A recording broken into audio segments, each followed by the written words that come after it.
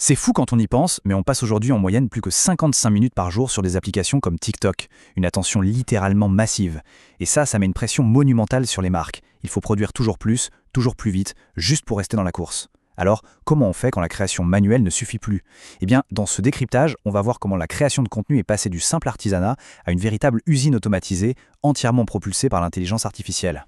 Au programme de notre analyse aujourd'hui, d'abord, on va décortiquer la machine de contenu TikTok. Ensuite, la stratégie liée aux données et aux accroches. Troisièmement, on plongera dans le cœur de l'usine vidéo IA. Puis, on verra comment mettre tout ça à l'échelle. On élargira ensuite sur l'économie mondiale des créateurs, avant de conclure sur l'avenir de l'identité numérique. Première étape, la machine de contenu TikTok. 28 milliards de dollars. C'est un chiffre qui donne le vertige, non? C'est ce que TikTok a franchi en revenus publicitaires mondiaux en 2025. Avec une croissance de 35% par rapport à l'année précédente, les enjeux financiers sont colossaux. On est face à une arène où l'attention vaut de l'or, mais où la durée de vie de chaque vidéo est extrêmement courte. Et c'est justement ce qui crée ce qu'on appelle la fatigue créative. On connaît tous ce sentiment de voir la même publicité tourner en boucle et de scroller machinalement.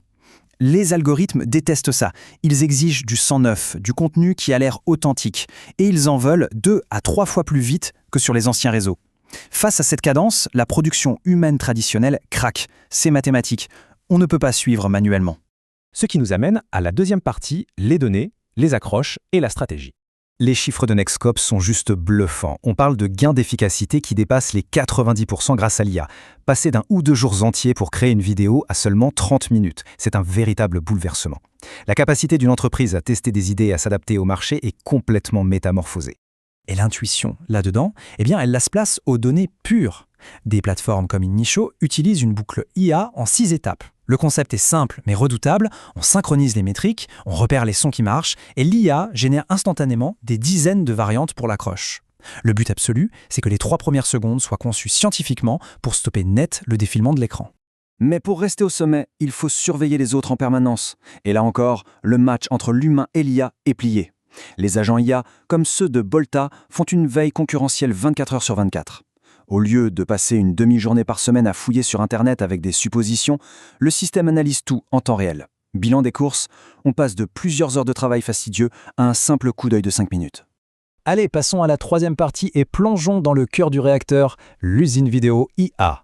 Voici la recette magique utilisée par des plateformes comme Creatify ou Afish. C'est littéralement une chaîne de montage. On prend un simple lien web, on le colle dans l'outil et l'IA s'occupe de tout le reste.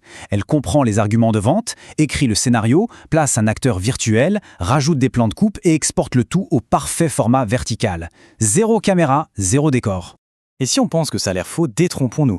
Des outils comme HeyGen atteignent un niveau de réalisme hallucinant, avec une synchronisation des lèvres à 0,02 secondes près.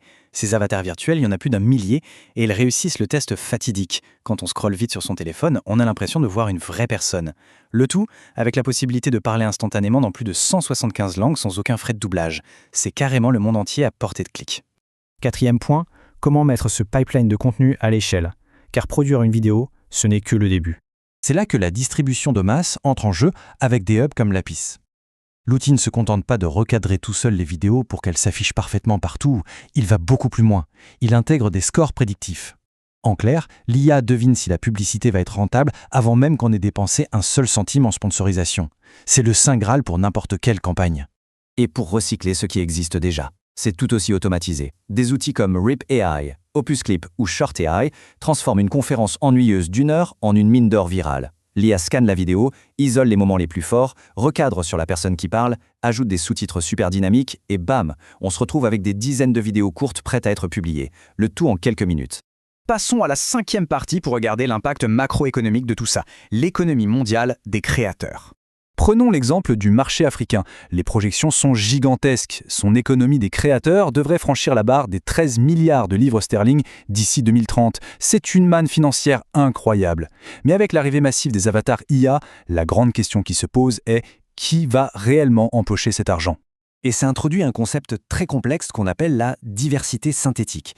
En fait, on a des influenceurs virtuels générés par des studios souvent situés à l'autre bout du monde qui utilisent des traits culturels, des accents ou des codes spécifiques pour générer du profit. Le problème, les communautés locales qui ont inspiré ces données d'entraînement ne touchent absolument rien. Elles restent totalement invisibles dans la chaîne de valeur. C'est d'ailleurs ce que souligne une recherche très neutre et factuelle de la London School of Economics. Partager des histoires à grande échelle, c'est génial, mais l'étude nous rappelle cette dynamique. Diffuser des cultures sans impliquer ni rémunérer les créateurs humains à la source, ça s'apparente finalement aux anciens modèles d'extraction, juste avec un emballage technologique ultra moderne. La frontière entre la pure innovation et l'exploitation de données est donc très mince. Ce qui nous amène logiquement à notre 6e et dernière partie, l'avenir de l'identité numérique. Face à ces bouleversements, comment remettre l'humain au centre? Un plan d'action en 4 axes commence à émerger. L'idée serait de garantir un revenu minimum aux vrais créateurs, de tracer chaque création IA pour savoir exactement d'où viennent les données d'entraînement et de repenser totalement les lois sur les droits d'auteur pour éviter le pillage massif des voix et des visages sur Internet. Pour clore ce décryptage, voici la vraie question de fond. Cette technologie incroyable, est-ce qu'elle va permettre à des créateurs indépendants de rivaliser avec de gros studios de production en leur donnant des outils surpuissants, ou bien est-ce qu'elle va juste concentrer encore plus les profits dans les mains de quelques géants de la tech qui contrôlent les algorithmes? C'est le grand défi culturel et économique de notre époque, et la réponse reste encore à écrire. Merci d'avoir suivi cette analyse. Mood Booster.